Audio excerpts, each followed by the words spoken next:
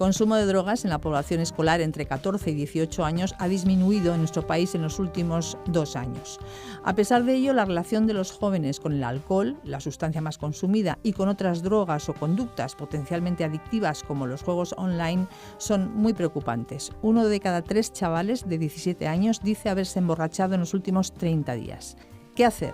Acciones preventivas tempranas que tengan en cuenta los muchos factores psicológicos y sociales que están detrás de estas conductas. De todo ello nos ocupamos ahora en Sin Distancias.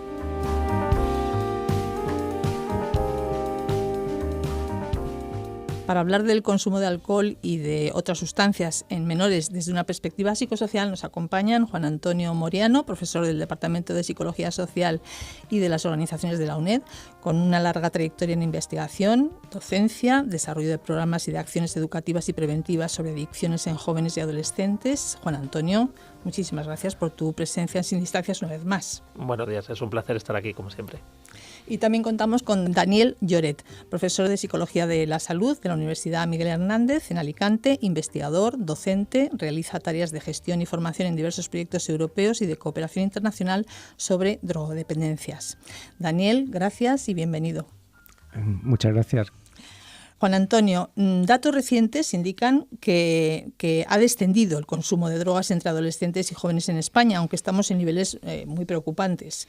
El alcohol sigue siendo la sustancia más consumida. Podríamos empezar por ahí. ¿Cuál es la situación actual del consumo de alcohol en menores? Y sobre todo, ¿cuál es la tendencia? ¿Cómo ha evolucionado en estos últimos años? Bueno, es una pregunta muy interesante porque la verdad es que los datos hay que analizarlos teniendo en cuenta el grupo de edad y también el sexo. Entonces, en general, el alcohol es la droga más consumida por menores.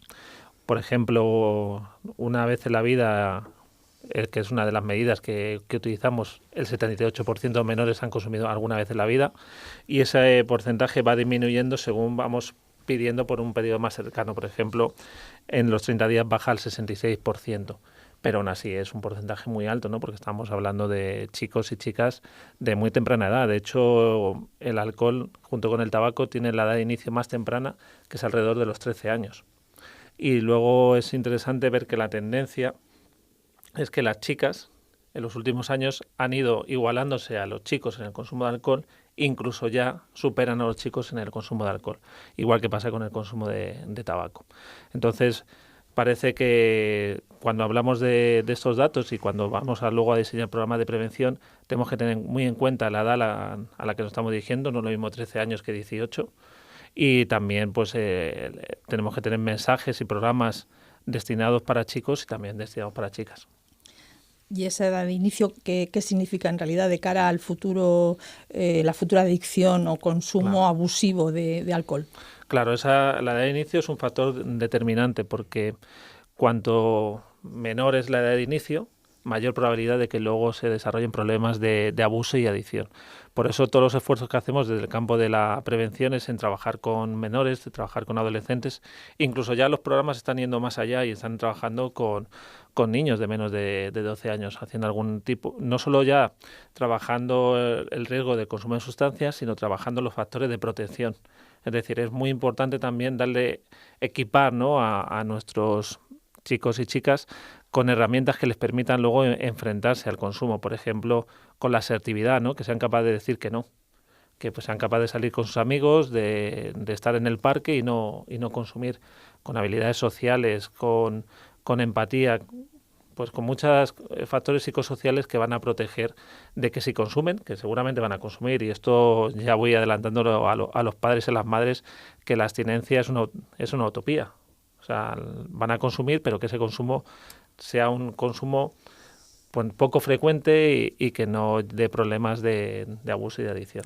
Sí, después hablaremos más en profundidad sobre las políticas preventivas y las herramientas que dices que hay que darles a los chavales para hacer frente a este tipo de situaciones que se van a encontrar en la vida. Pero antes me gustaría, ya por completar la radiografía un poco del consumo de alcohol y de otras sustancias, pero sobre todo del alcohol como puerta de entrada, ¿no?, de otras sustancias, es saber cómo se consume ahora, si ha cambiado el patrón de consumo. Si, por ejemplo, tenemos que hablar del botellón, el atracón, los fines de semana, ¿en qué ha cambiado? ¿Cómo ha cambiado? Se hablaba de un consumo de alcohol mediterráneo, ¿no? asociado mucho a que, por ejemplo, los españoles consumíamos vino y lo hacíamos con las comidas, con las cenas, y cada vez eso ha ido cambiando a un consumo más del fin de semana. Y de hecho los estudios se ven muy claramente, ¿no? Que, por ejemplo, los chicos y las chicas entre semana consumen cerveza y llegan los fines de semana y consumen bebidas pues de alta graduación. Y además también el fenómeno del botellón, pues es que ya no podemos hablar de novedad, ¿no? Porque ya está instaurado, ¿no? Es que es por atracón, ¿no? Es consumir en el mínimo tiempo la máxima cantidad de alcohol. Eso ya son cosas que están con nosotros. Sí, de hecho, como bien decía Juan Antonio, no hay diferencias entre hombres y mujeres, y si las hay, no sé, es a favor o en contra, mejor dicho, de las mujeres, que superan en prevalencia a los chicos. En cuanto a borracheras la medida de las borracheras, igual que el consumo normal, se hace en función de un parámetro de tiempo, es decir, alguna vez en la vida, últimos 12 meses, últimos 30 días. Por lo tanto, en los últimos 30 días es más evidente de que existe una conducta de consumo por atracón que lleva a la borrachera. Y estamos hablando del 37%, dice haber... En 37% chavales de 17 años dice haberse emborrachado, y el mismo porcentaje chicas también en los últimos 30 días. Bueno, esto es 1 de cada 3, ¿eh? 1 de cada 3 se emborracha o bebe hasta emborracharse, o incluso bebe con intención de emborracharse en el último mes. Es una tasa muy alta, sobre todo teniendo en cuenta que, bueno, porque estamos hablando de unas personas con una maduración neuronal todavía no concluida, y que el alcohol afecta a un proceso de migración celular y migración neuronal que bueno, no sabemos exactamente hasta qué punto le puede afectar, pero sin duda afecta, ¿eh? Sí, porque están en pleno desarrollo del sistema nervioso. No estoy hablando de beber, estoy hablando de emborracharse, además. Había leído en algún estudio que precisamente las borracheras habían disminuido de alguna manera, porque ellos controlan muy bien ahora, se conoce, hasta qué punto quieren coger ese puntillo que dicen ellos para no descontrolar. O sea, que lo del consumo, la ingesta de alcohol con otras sustancias la tienen muy controlada, porque controlan ellos mismos el bajón, el subidón que les produce el alcohol, y luego las demás sustancias que toman para neutralizar ese subidón. Sí, bueno, la percepción de control es algo inherente a la adolescencia. Es decir, el adolescente, por definición, se percibe como una persona que controla hasta el límite, hasta que se pasa. Pero lo que nosotros llamamos autoeficacia, ¿no? Autoeficacia para controlar una conducta, en este caso autoeficacia para no beber cuando no quiero o beber cuando quiero. Es una variable muy subjetiva, con lo cual los datos luego no nos corroboran que efectivamente hay un control, porque efectivamente se dan muchos casos de exceso de ese control. O conseguir el punto exacto en el que el alcohol es positivo, como si dijéramos, pero no tiene los efectos negativos que ya les hacen sentirse mal. Sí, efectivamente. Y luego, como bien decías, Juan Antonio, hay un patrón importado desde hace años en donde no es coger un punto, es caerse, es el patrón anglosajón de bebida compulsiva o binge drinking o bebida por atracón, o aquí más ibéricamente llamado botellón, en donde, bueno, sí, a lo mejor la intención es llegar a coger un punto de alegre y tal, pero lo cierto es que llevan botellas y botellas de alcohol, litros de alcohol, para rentabilizar una inversión que han hecho en el supermercado más cercano, que es la inversión es bebérsela. Entonces, eso es difícil controlar. Además, yo creo que hay que recordar, ¿no?, pues también a los chicos y las chicas que nos estén escuchando, que el alcohol es una droga que los efectos que tiene sobre el sistema nervioso central son depresores. Sí. Es decir, va como apagando nuestro cerebro hasta que llegas al coma etílico y puedes llegar a la muerte, ¿no?, como algún caso que hemos tenido pues hace poco tiempo, ¿no? Todavía yo creo que está fresco, ¿no? Además, mezclar alcohol con bebidas energéticas pues no es muy buena idea, porque ambas sustancias producen deshidratación. Tanto el alcohol como la bebida energética pueden ser deshidratación y puedes tener un golpe de calor y algunas cosas, algunos efectos no deseados. O sea, que eso de intentar controlar, ¿no? Que yo soy como, por un lado bebo, pero por otro lado tomo bebidas energéticas y así controlo, pues no deja de ser una ilusión y puede tener más efectos contraproducentes. Bueno, pues si os parece, después de hacer esta especie de radiografía sobre cuáles serían los patrones de consumo de alcohol más característicos, podríamos hablar de las causas desde el punto de vista psicosocial.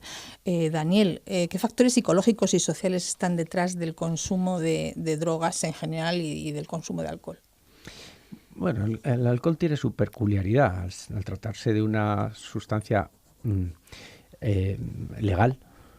Pues tiene unos canales que no tienen otras sustancias, como puede ser la cocaína u otras drogas. Y la sustancia legal significa accesibilidad. Entonces, esto, bueno, todo el mundo sabemos que la accesibilidad, por ejemplo, el cannabis es alta, así nos lo dicen las encuestas, pero es que en el alcohol no solamente es alta, sino que va acompañada de unas campañas de marketing que últimamente, gracias a las restricciones legislativas, pues han ido minorándose, pero no obstante sigue siendo muy alta. Sigue siendo muy alta en el sentido en que entrar en un supermercado y llevarse unas botellas de alcohol destilado de más alta graduación está al alcance de cualquier chaval que tenga un amigo mayor de edad. Es muy fácil, esa prohibición de que no se sirve alcohol a menos de 18 años, la verdad es que no, es una norma perversa que no se cumple. Efectivamente. Entonces, y luego, bueno, que se haga botellón en la calle y que se persiga el botellón, pues bueno, sí, hasta cierto modo se hace, depende en qué localidad, pero lo cierto es que no es suficiente, ni las persecuciones del botellón, ni las sanciones, ni el tipo de sanciones, porque la prueba está en que se sigue haciendo. Lo cierto es que la industria alcoholera tiene muchos recursos, tiene unos potentes lobbies, tiene mayores ganancias y dispone de recursos económicos que invierte en diversificar su oferta y volverla cada vez más atractiva y flexibilizarla a demanda de los gustos y de las modas del momento de la juventud. Y eso los mantiene muy vivos económicamente. Es un lobby hegemónico, o sea, no hay noche sin alcohol, no se concibe la noche sin alcohol. Y eso no es gratis, eso lo hemos construido. Lo ha construido alguien que tiene interés en construir esto. Entonces, y construir una realidad de que alcohol es igual a diversión, digo noche o cena o encuentro de amigos de cualquier edad. Esto es una realidad construida. En donde, bueno, pues eso cuesta un trabajo construirlo y una inversión. Y lo hacen porque la rentabilidad es alta. Entonces, para los menores, la accesibilidad y todas estas buena imagen del alcohol, entre comillas, pues es fundamental, ¿no? La normalización y la baja percepción del riesgo. Y lo que ven en sus casas. Por supuesto. Claro, los padres actúan como modelos, ¿no? Absolutamente. Y luego está la presión de grupo. Es muy difícil para un chico o una chica, pues si sus amigos hacen botellón, ellos no consumir. Es muy, muy difícil resistirse a esa presión de grupo cuando estás en un momento de tu desarrollo que lo que buscas es la aprobación de los demás y sentirte que perteneces a un determinado grupo. Y además también se dan pues algunos procesos psicosociales, ¿no? Como la ignorancia pluralista, que quiere decir que muchos piensan que hay que beber alcohol porque todos quieren beber alcohol. Entonces, cuando se hacen estudios y se ve que individualmente tienen una actitud negativa hacia el consumo de alcohol, ¿no? Porque son deportistas, porque quieren una vida sana, pero luego salen fin de semana y todos consumen alcohol porque es lo que creen que deben de hacer, ¿no? Para, como decía Daniel, porque está muy asociado al ocio. Y es la presión del grupo, nada más, también en esas edades, supongo que eso también es muy importante. Claro. Sí, básicamente nos movemos en tres grandes círculos. Está el individuo como tal, que tiene unas características de personalidad innatas o bien heredadas o adquiridas culturalmente en el seno de su familia. Y también, ¿por qué no? Tenemos grandes indicadores biológicos como genética que se ha asociado pero al consumo, me refiero. Pero fuera del individuo tenemos un entorno más próximo al individuo, como es la familia, son los amigos, son los con los que te miras a los ojos, ¿no? Y estos influyen en nuestras investigaciones sobre norma subjetiva, es decir, qué es lo que piensan los demás sobre mi conducta, en este caso mi conducta de consumo de alcohol, o cuánta importancia le doy yo a lo que piensan los demás, por ejemplo, lo que piensa mi novio o mi novia, o lo que piensa mi padre o lo que piensa mi amigo, vemos claramente que hay una correlación muy potente entre la norma subjetiva, que sería estas dos variables que he comentado, y mi conducta. Luego está la presión de grupo, el grupo de amigos. Es que, quiero decir, si todo el mundo bebe, yo no voy a ser el raro. Es que además luego las conversaciones van sobre el pedazo de colocón que me pillé. Entonces, eso es un tema importante de conversación, porque es una experiencia y se convierte en un aglutinante del grupo. Uh-huh. Entonces, no manejar ese tema es una desafección del grupo, cosa que ningún adolescente quiere. Todos los reforzadores están ahí, ¿no? En una tormenta perfecta, ¿no? En una tormenta perfecta, envuelta en una macrosocial, en una cultura del alcohol hegemónico que medios de comunicación, películas, modelos sociales, en fin, diversión, ocio. ¿Se puede decir entonces, Daniel, que la población adolescente es más vulnerable a estas adicciones? Sí, claro.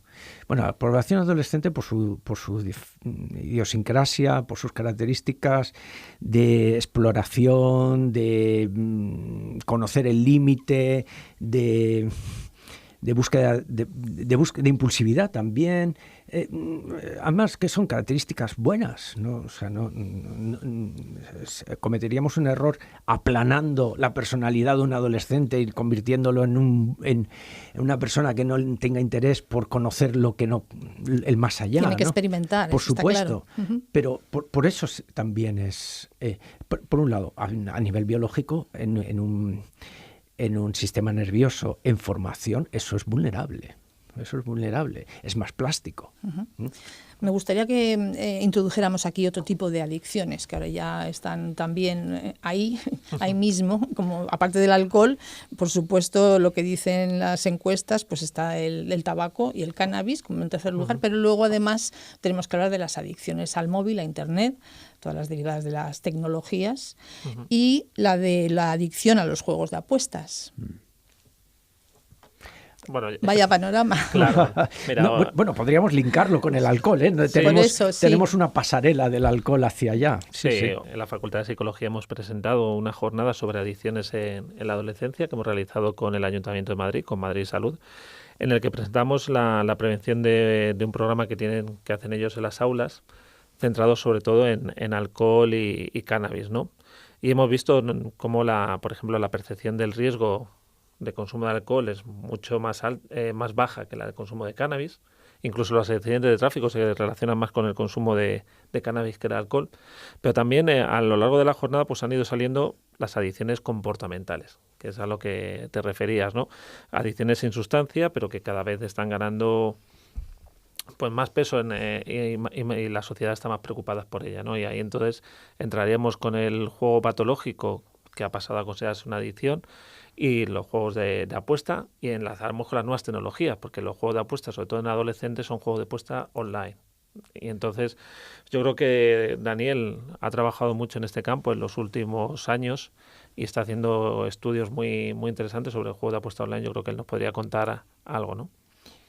Sí, con mucho gusto. Bueno, efectivamente, el juego de apuestas ha existido desde hace muchos años. Lo que ha cambiado ahora mismo es su presentación a la sociedad. Lo que ha cambiado es la tecnología que envuelve al juego de apuestas. Es sentarse en una mesa y jugarse algo, una timba, eso ha existido desde siempre. ¿Qué ocurre ahora? Ocurre que las nuevas tecnologías, igual que ocurre con otras conductas potencialmente adictivas, no digo que sean adictivas, pero que sí que pueden llegar a interferir, como puede ser, yo qué sé, pues desde el sexo o las compras, son más accesibles con las nuevas tecnologías. Las nuevas tecnologías lo que han hecho ha sido potenciar enormemente la realización de conductas que tradicionalmente existían y ahora pues aparecen, y claro, y esto pues las masifica y las aumenta en su prevalencia. Hemos hecho varios estudios, estamos especialmente orgullosos porque creemos que al menos que sepamos nosotros en el equipo de Miguel Hernández, es un estudio pionero porque es un estudio longitudinal, es decir, seguimos una cohorte de adolescentes, de unos 2.500 adolescentes, los vamos siguiendo año a año con el fin de determinar qué es antes, si el juego o el factor de riesgo. Entonces, hemos visto que estamos en línea con los estudios que también recientemente se están implantando en Europa y en España. Y me explico. El estudio europeo de drogas en población escolar, el clásico, el que lleva haciéndose durante los últimos decenios, es el SPAD. El SPAD en la última versión ha incluido juego de apuestas. Lógicamente, como respuesta a la clasificación del juego de apuestas como adictivo por la Asociación Psiquiátrica Americana en su edición del 2013, el DSM-5. Entonces, encuentra que el 16% de los chavales europeos de 15 años, estamos hablando de 30 y tantos países de Europa, ha jugado en el último año. Bueno, esto tampoco tiene mayor importancia porque podría jugar con más o menos intensidad. Una prevalencia, un porcentaje similar ocurre en España. O sea, que digamos que España está en la media europea. Nosotros hemos encontrado porcentajes similares en nuestra muestra de la población alicantina, pero realmente lo que nos preocupa, y esto no lo mide el estudio europeo, es el grado de riesgo o el grado de juego problemático, la severidad del juego. Entonces, aquí tenemos algunos estudios de la Universidad de Santiago de Compostela, de Oviedo y el nuestro, y todos rondamos unas cifras que van del 4 al 5% de los adolescentes están jugando con un nivel de juego que roza le llamamos juego en riesgo. Importante, ¿no? O sea, sí, juego que juegan en serio, que juegan y que mucho.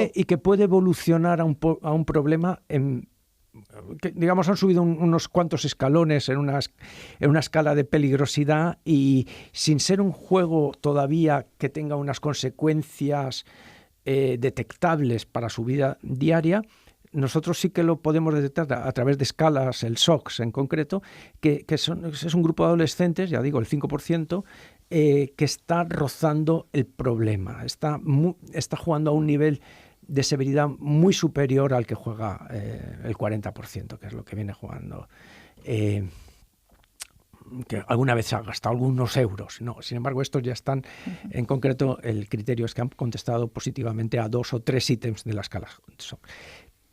Un paso más arriba entraríamos en la zona roja, que sería el juego problemático. SOX, debo decir que es un instrumento, no lo estamos utilizando clínicamente y no podemos decir que estos adolescentes tengan una diagnosis de adicción, no es esto, no se malinterprete, pero es el mismo instrumento que se utiliza en clínica. Lo que pasa es que en clínica se utiliza en el contexto de otras mediciones, pero nosotros usamos el mismo instrumento y usamos los mismos criterios. De manera que el porcentaje de adolescentes españoles que sí que tienen un juego problemático, es decir, que su juego deriva en consecuencias indeseables para ellos y así las reconocen. Por ejemplo, están acumulando una deuda que les supone un problema. Por ejemplo, han tenido que vender algo o robar algo para cubrir alguna... Sí, ya les está incidiendo en su vida. Por ejemplo, han tenido problemas de relación con su pareja, con sus padres, se han fugado clases todo directamente relacionado con su conducta de juego. Este tipo de problemas son las que... sondea el SOX. Y ahí estamos hablando ya de casi un 3% en nuestro caso, un 2,9%, en otros casos están entre el 1 y el 3%. Y debo decir, son porcentajes incluso más altos que en población adulta. Así. Entonces, es importante, claro, es que son indicios importantes. La población adulta va a un centro diagnóstico, a un centro clínico, y se le diagnostica y se le da un tratamiento. Los jóvenes no, pero sí que están puntuando a esos niveles. Porque todavía quizá no ha asomado, ¿no? Este problema, sí, efectivamente. No hay percepción tampoco ni conciencia de él, ¿no? Claro, pero es también por las consecuencias. Es decir, un adulto ha perdido a su familia, un adulto ha perdido su trabajo, un adulto ha perdido su cuenta, un adulto tiene un embargo, un adulto tiene un proceso judicial. A los adolescentes, y esto son cosas que he tenido la oportunidad lamentablemente de comprobarlo cuando hablo con policías, a los adolescentes, un adolescente a lo mejor lo han denunciado a la policía local por haber robado. A un adolescente le han dado una paliza. O su padre ha tenido que pagar un dinero que eso además no trasciende. Pero no va a la clínica. Ahora están empezando a ir, ¿no? Pero, quiero decir, todo esto hay que verlo en un contexto, como hablábamos antes, de factores de riesgo, en donde la inversión en publicidad de las casas de apuestas ha crecido exponencialmente en los 3 últimos años. Y la inversión en publicidad no es gratuita. Solamente se justifica si tiene un retorno. Y el retorno es facturación. Y la facturación sale de los bolsillos de la gente. Quiero decir, y esos son datos. Son datos que lo único que hay que hacer es intentar interpretarlos. Pero los datos... Hay que estar muy alerta, ¿no?, con estos temas, desde luego. Y bueno, yo os iba ahora a preguntar por las políticas preventivas, qué se puede hacer con todo este panorama que estáis dibujando, por dónde tienen que ir, como que las acciones preventivas con este tipo de problemas. Daniel y yo lo hemos hablado alguna vez, ¿no?, que te sorprende mucho cuando vas a un bar y ves que para la máquina del tabaco pues tienes que pedir un pulsador, ¿no?, para comprobar que eres mayor de 18 años, pero para jugar a la máquina tragaperras no hay pulsador ni hay nada, ¿no? Cualquiera puede echar a esa máquina y nadie está controlando, ¿no? Todavía no hay, yo creo, una concienciación de los peligros que tiene el juego y sobre todo en la adolescencia, ¿no? Porque está prohibido. Los menores no deben jugar a ningún tipo de juego online, pero bueno, no está muy controlado y no se le dificulta mucho el acceso a ello. En cuanto a la prevención, pues ahí tenemos siempre 2 formas de verlo, ¿no? O hacer visibles los factores de riesgo o trabajar los factores de protección. En principio, los programas de prevención en adicciones pues intentan sobre todo, yo creo que el cambio de actitudes, ¿no? Porque realmente los programas son cortos en el tiempo, muy puntuales y bueno, intentan sensibilizar y que haya un cambio porque las actitudes de los adolescentes hacia las drogas, hacia el juego, hacia las nuevas tecnologías en general son muy positivas. Entonces, claro, esas actitudes tan positivas mantienen la conducta. Muchas veces intentamos resaltar lo negativo, ¿no? Por ejemplo, el tabaco mata. Todo el mundo sabemos que el tabaco mata. Ellos también, ¿no? ¿No ha llegado ese mensaje? A ellos sí les ha llegado. A ellos les ha llegado, pero el problema es que junto a esas creencias negativas, que además me generan reactancia, porque son mensajes tan directos que a mí no me gustan y yo ni la foto del paquete ni las veo, que no les presto ninguna atención. Hay algún estudio con movimientos oculares que se ven que los consumidores de tabaco miran a cualquier sitio de la cajetilla menos a la foto. O sea que esa foto no sí, quizás sea contraproducente, ¿no? Para conseguir el efecto que quieren. Funciona con los que no consumen. Eso sí que miran a la foto, pero los que consumen han aprendido a ignorarla. Entonces, junto a esas creencias negativas hay que ver cuáles son las creencias positivas que mantienen esa conducta y desmontarla. Por ejemplo, en el tema del alcohol, pues los chicos, más que las chicas, piensan que el alcohol les va a ayudar para ligar, les va a ayudar para tener mejores relaciones sociales. Y bueno, pues los programas de prevención, eso hay que ponerlo encima de la mesa, hay que hablar de ello y ellos mismos tienen que darse cuenta que no, que cuando tú bebes tienes menos habilidades sociales, eres más patoso, controlas menos tu conducta, incluso puedes generar más rechazo por parte de la otra persona. Y en el caso, por ejemplo, del cannabis, pues se asocia mucho con que te permite relajarte, ser más creativo, incluso ya no tanto en adolescentes, pero en adultos, que tiene beneficios medicinales. Entonces, eso, si no se desmontan esas creencias, pues la gente va a seguir consumiendo, ¿no? Entonces, las actitudes es uno de los grandes campos que trabaja en prevención, pero también se trabaja, como decía antes, competencias, ¿no? Y competencias tan importantes como la asertividad, el saber decir que no, ¿vale? No tenemos que ser pasivos y aceptar todo lo que nos viene, tampoco tenemos que contestar de una forma agresiva, pero tenemos que aprender a ser asertivos, ¿no? Y mantener nuestra postura, aunque nos presionen desde el entorno. Entonces tenemos que saber que va a haber una presión para que consumamos, porque la mayoría de gente que consume, pero nosotros tenemos que desarrollar nuestras herramientas para no hacerlo. ¿Y desde dónde se debe mandar este mensaje de prevención o, en fin, o estos mensajes que quieren convencer a los adolescentes de que, bueno, por ahí no van bien? ¿Desde dónde? ¿Desde la escuela? Bueno, yo creo que ahí la escuela juega un papel fundamental, ¿no? Y todos los programas en los que nosotros hemos trabajado ha sido de implantación en la escuela, ¿no? Yo creo que el entorno educativo, muchas veces casi los padres pueden tener una visión diferente de sus hijos o sus hijas de las que ven luego los compañeros o los profesores, ¿no? Entonces se detecta precozmente muy bien en el centro educativo, porque además el profesor puede comparar la conducta de unos y de otros, ¿no? Los padres pues tenemos solo nuestro hijo o nuestra hija y no podemos tanto comparar, ¿no? Pero los profesores sí. Entonces la detención precoz y la prevención, yo creo que la escuela es un buen lugar para hacerlo, incluso a lo mejor debería estar incluido, ¿no?, dentro de alguna asignatura, ser algo más transversal, ¿no? No se trata tanto de que el Ayuntamiento de Madrid o la universidad vayan a hacer un programa de prevención, sino que la prevención tendría que ser parte del currículum.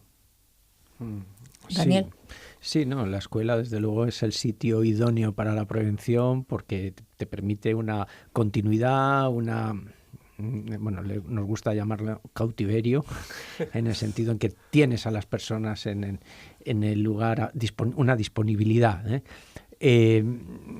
También es cierto que la familia sería un sitio idóneo, pero como bien apuntabas, Juan Antonio, los padres no somos muy objetivos porque tenemos una visión muy miope de la realidad, entonces es difícil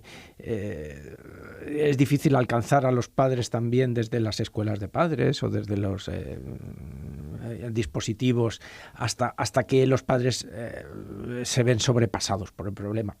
Lamentablemente ya no es que sea muy tarde, pero ya está siendo tarde, ¿no? Uh-huh. Entonces, cuanto antes.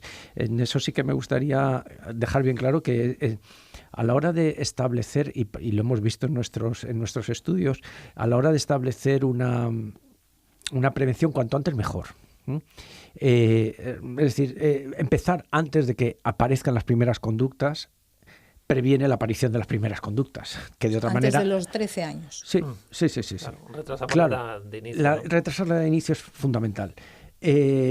No solo es fundamental por el hecho de retrasar la edad de inicio, sino porque retrasar la edad de inicio significa que por algún motivo se ha retrasado. Ese es lo que es fundamental. Se retrasa porque se crean actitudes que de alguna manera desvían la atención del consumo, del juego, de lo que sea, y la derivan no porque desaparezca la atención. El niño no siempre ha tenido una atención y la seguirá teniendo, sino porque la dirige a otros temas que pueden ser de promoción de la salud. Entonces, primero, retrasar la edad de inicio es...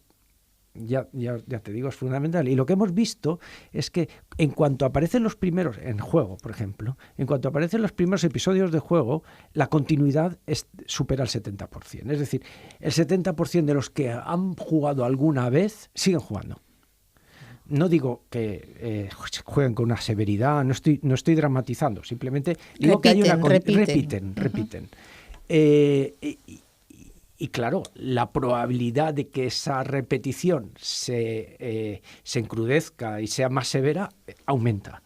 Entonces, lo ideal es que empiecen lo más tarde posible. Eso es lo ideal. Bueno, y desde la universidad en concreto, ¿qué es lo que se está haciendo para que lleguen estas políticas preventivas, se sustancien realmente en políticas efectivas y en acciones concretas en el entorno escolar? Pues desde la universidad tenemos dos frentes principalmente. Yo creo que uno es la formación y otro la evaluación. En cuanto a la formación, en la UNED tenemos un convenio institucional, por ejemplo, con la Fundación de Ayuda contra la Drogadicción, con la FAD, y hemos estado haciendo durante los últimos años pues cursos sobre diferentes temas, ¿no? Sobre jóvenes y consumo de sustancias, sobre prevención con profesores, ¿no? También la formación no es solo trabajar directamente con los chicos y las chicas, sino con los profesores o con las familias.